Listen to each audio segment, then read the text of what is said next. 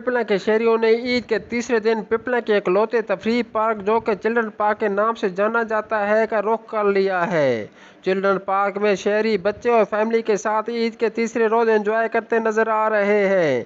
कि यहाँ की जो इंतज़ामिया थी उनको चाहिए थी इसको चीज़ों को रिपेयर करते।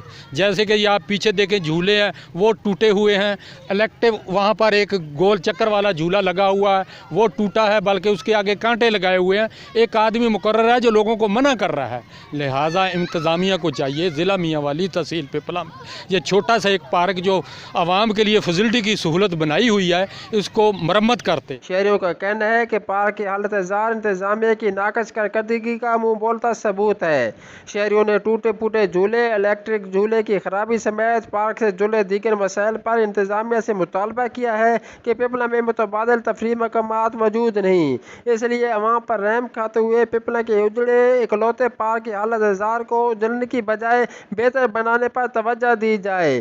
कैमरामैन माजिद इकबाल के साथ हफीजुल्लाह खान नियाजी, MM5 न्यूज़, पिपला, जिला मियांवाली।